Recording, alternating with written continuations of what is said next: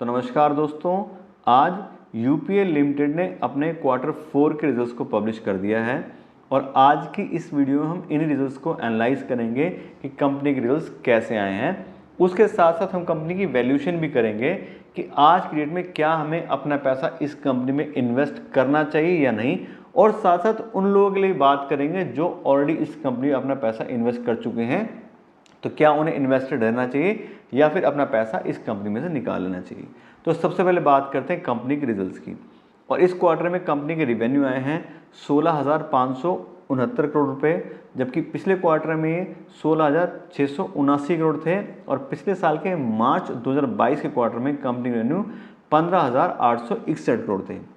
यहाँ पर देखें तो क्वार्टर बेस पे कंपनी का रिवेन्यू 21% से बढ़ा है और ईयर ऑन ईयर बेस पे देखें तो उसके हिसाब से कंपैरिजन में कंपनी का रिवेन्यू 4% से बढ़ा है।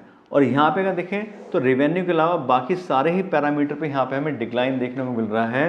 कंपनी का प्रॉफिट जो है वो पिछले दोनों क्वार्टर के मुकाबले काफ़ी कम हुआ है और उसका जो मेन रीज़न है वो है कंपनी के ऑपरेटिंग प्रॉफिट मार्जिन का कम होना। तो सबसे पहले चेक करते हैं कंपनी का ऑपरेटिंग प्रॉफिट।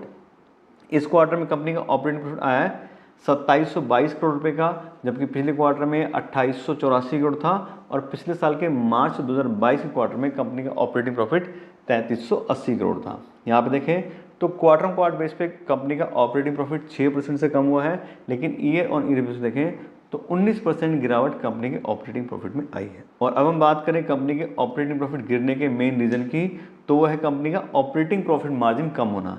यहाँ पर देखें तो इस क्वार्टर में कंपनी का ऑपरेटिंग प्रॉफिट मार्जिन आया है 16% का, जबकि पिछले दोनों क्वार्टर्स में कंपनी का ऑपरेटिंग प्रॉफिट मार्जिन 21% था।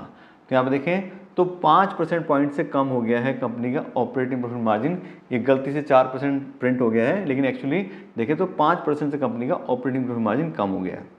उसके बाद बात करें कंपनी के नेट प्रॉफिट की, तो इस क्वार्टर में कंपनी का नेट प्रॉफिट आया है 1080 करोड़ रुपए का, जबकि पिछले क्वार्टर में 1360 करोड़ था और पिछले साल के मार्च 2022 के क्वार्टर में भी कंपनी का नेट प्रॉफिट 1735 करोड़ था। यहाँ भी देखें तो क्वार्टर बेस पे कंपनी का नेट प्रॉफिट 21% से कम हुआ है और ईयर ऑन ईयर बेस पे देखें तो उसके हिसाब से कंपनी का नेट प्रॉफिट 38% कम हुआ है।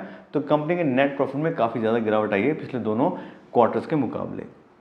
उसके अगर बात करें कंपनी के अर्निंग पर शेयर की, तो इस क्वार्टर में कंपनी की अर्निंग पर शेयर आ रही है 10 रुपये 55 पैसे की, जबकि पिछले क्वार्टर में 14 रुपये 88 पैसे थी और पिछले साल के मार्च 2022 के क्वार्टर में कंपनी की अर्निंग पर शेयर 18 रुपये 5 पैसे की थी।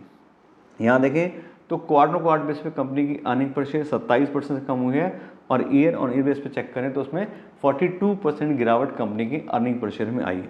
तो जैसे हमने पहले ही बात की थी, कंपनी का थोड़ा सा रेवेन्यू जरूर इस क्वार्टर में इंक्रीज़ हुआ है, अगर देखें तो प्रॉफिट काफ़ी ज़्यादा ड्रॉप हो गया है। तो उस हिसाब से देखें तो कंपनी के रिजल्ट्स कुछ खास यहाँ पे नहीं आए हैं। तो दोस्तों ये तो बात होगी कंपनी के रिजल्ट्स के बारे में। अब हम बात करते हैं कंपनी के शेयर प्राइस के बारे में और कंपनी की वैल्यूएशन के बारे में।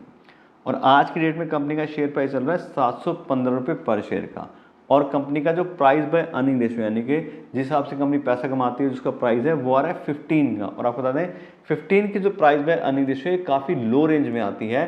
तो उस हिसाब से देखें तो कंपनी अंडर वैल्यूड है और काफ़ी ज़्यादा अंडर वैल्यूड है।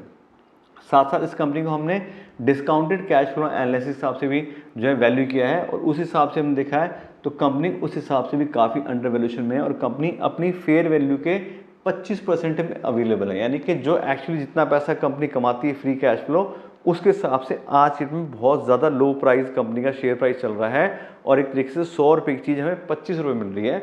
और बात करें यूपीएल लिमिटेड की तो काफ़ी स्ट्रॉन्ग कंपनी है, फाइनेंशियल्स भी काफ़ी अच्छे हैं, फ्री कैश फ्लो काफ़ी अच्छा जनरेट करती है और अपने सेक्टर की जो एग्रो केमिकल्स है उसकी नंबर 1 कंपनी है।